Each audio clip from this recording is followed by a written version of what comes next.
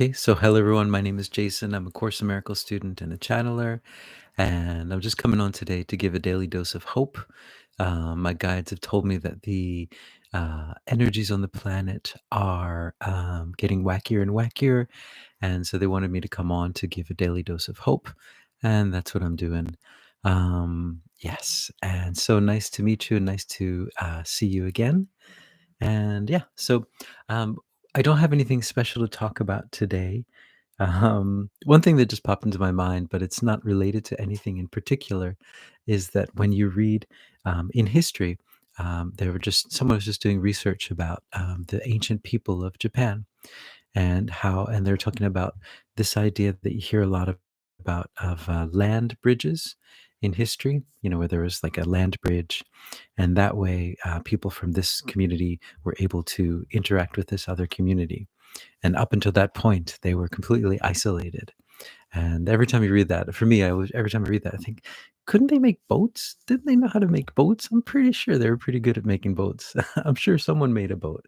There's got to be someone in those thousands and thousands of years that made a boat and traveled. So that has nothing to do with anything else. But just I was just reading about that, and I thought, boats. I mean, it's not rocket science, I imagine. It's boat science. So anyway, just want to talk about that. The other thing I just wanted to bring up is the idea of interpretation. That when you are doing like your channeling, or when you're dealing with dreams, or when you're getting visions, the idea of interpretation is really important. And I learned recently that in Japan there are these two ancient families actually that have been around for a long time. And the one family is a family of channelers, and the other family is a family of interpreters. And I guess, they had been employed by the royal um, people, the whoever was in control, in the leaders at the time. And but they were separated. There was the one who was the channeler, and then there was the one that would interpret what the channeler received. And yeah, I thought that was pretty interesting. And that idea of interpretation is similar to the idea of discernment too, is trying to figure out what something means. So you can take something on the surface, it looks like this on the surface, and then you could take it all, like, not dissect it in a sense, but look at all the different levels that you can understand this. And so I thought that's kind of an interesting thing. So for me recently, what's coming through in my visual, what I'm picking up visually is, well, first of all, there is a gathering of energy. That's what I was given, a gathering of energy. Just kind of this, everyone is kind of gathering their energy. It's a time of preparation, is what I was given. And we are in that time of gathering energy. Um, and also, we are in a time where I think the light is quite strong at this moment, and the opposing side is very tired out, but they are determined to continue fighting until the end. That's what I got. So anyway, but interpretation is a very important thing. There was another thing about Minority Report. Yeah, I guess I have something to talk about. Sorry. I was going to go into a channeling, but just want to talk about this. So, Minority Report with Tom Cruise, a movie from, I guess it's quite a long time ago now. In the movie, there was this thing called pre-crime, where there were these three psychics or channelers, or whatever you want to call them, visionaries, and they were in this kind of tank, like a gravity free tank kind of thing. They're just floating there, and then they have these things connected to their heads, and then the three of them would be predicting what everyone is thinking. So, for example, this man is about to do something bad. We have to go arrest them, and that's the pre-crime idea, reading people's minds. And so, there's two things I wanted to bring out about that. The one is that I am very I believe that the AI has the ability to read our minds and is reading our minds. I think if you notice that ads that you will see on social media will be something that you were thinking about, and so that's something to kind of interesting thing to think about. Um, and then the other thing is that in the minority report, there are three of them. And I'd read somewhere else that three is a kind of like, for example, three channelers would get together. And if two of them are kind of on the same path, then that means that they're closer to the probability or the possibility. Somehow three was the magic number. A lot of times movies are documentaries. So I thought that was very interesting. But yeah, that idea.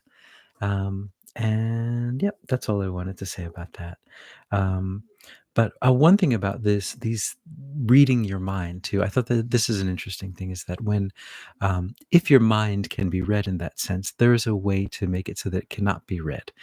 In that sense, you build a certain kind of force field around yourself, so that what is your mind is just a what's the word? An external kind of it's just what's the word? Like you play a lot of times in movies, they'll have a surveillance camera and someone will play a video to that surveillance camera. So it makes it look like just the same things happening there, but actually other things are happening. So similar idea, you can just give them this pre-recorded video of you thinking something, but you are actually not thinking that.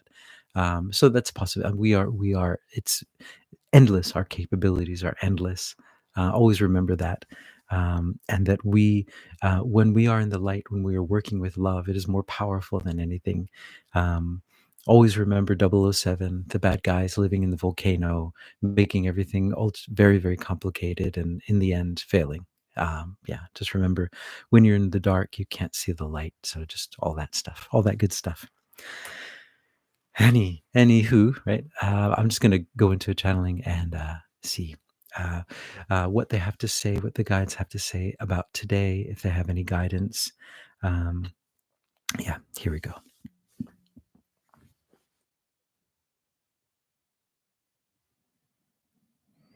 Hmm. Greetings. We are that one that you know of as Mary Magdalene, and we are here with you, and we have been coming through many of these days with you, because it is a time. It is a time of a calming energy, your calming energy. It is a time where the energies on the outside are picking up and getting more and more frenetic and more hard to understand. But the energies on the inside are becoming louder and louder. The energies of peace and of who you truly are becoming louder and louder. The energy of the love that you are is starting to be broadcast even louder and louder. And it is starting to shut out those noises of chaos that are being broadcast outside of your systems, for example, outside of your, when you look outside, you see a lot of chaos in your mass media and your mass consciousness. But what is really there is the story of love and of peace. And that story, that broadcast that is becoming louder and louder, and it's being broadcast more and more throughout your world and throughout your planet. So understand that this story is turning into a very, very beautiful story, and it always has been, because the love has always been behind it. But understand that more and more, you will find that these. We would say these things that are not built on love, that are not built on peace, will start to fall away, and this will seem to be a chaotic thing, and this will seem to be a very confusing thing. But understand that that is the only thing that is happening. That the things that are not built on love will not be able to stand anymore because the frequency is rising, and as that happens, things seem to be chaotic. But understand that this chaos is just what you might call a transition period. It is a time, in a sense, you could say it is a time of reckoning. It is the reckoning of are you choosing love or fear? And are you choosing to act out of love or fear? And that is the reckoning, and it is not a judgment. It is just that when you act out of love, things will move in the most beautiful way possible. When you act out of fear, they will not, and they will not go forward.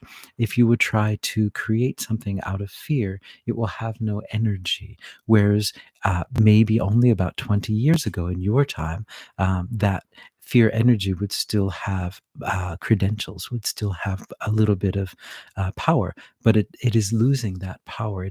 You are moving into a new time. And that is part of this process that you're going through. It is a very complex process in that sense. There are many moving parts, but one of the moving parts is this idea that things are starting to change, and you are starting to move on to the level of love, the level playing field of love, and that the things that are not built on love have no power anymore. They don't have the power that they did, and they will continue to weaken. And that is what is happening as well on your planet. It is going to be a weakening of that power and then a strengthening of uh, your love energy. And as that gets stronger and stronger, those other energies will get weaker and weaker, and then they will fall away because they will not be able to stand in this energy. They cannot stand the way they are. They will have to either change or they will have to go to another place because they will not be able to withstand the energy. And that is what is happening as well. That is part of this ascension process. It is a process of you moving into a new perspective of who you are, of moving into a new place where you are able to understand more and feel more and understand that those other options, those other feelings, those lower emotions are slowly what we might say they do not have the energy or the power that they used to. Many different things on your planet were run on fear, and still to an extent they are. But that fear energy is losing its power, and that is why also a lot of the stories on your planet tend to stop making sense because whereas before, the fear energy would create a sort of magical spell around a story, and that the story would appear to be different than what it actually was. But now, since that is worn off, that magic, that enchantment is no longer there. So the stories just seem bare and unrelated and coming out of nowhere. And well, yes, as was said before, the plot seems to be lost. And as we said before, understand that when you lose the plot, that remember that you are always the storyteller, and that when you imbue these stories with love, they will regain their magic. And when you imbue these stories with your love and your peace and your hope, then they will all start to regain their true magic, because that is the only story that is true on your planet or anywhere else in the universe. We are Mary Magdalene. Hmm. All right. Oh, thanks, Maria, for joining in. Got to go. Roger, Roger. Thanks for joining in, though. Yeah. So thank you everyone for watching. I really appreciate it. I hope you're all doing well. I hope you're all hopeful. And yeah. All right. Hopefully I'll see you tomorrow if everything works out. Okay. Ciao.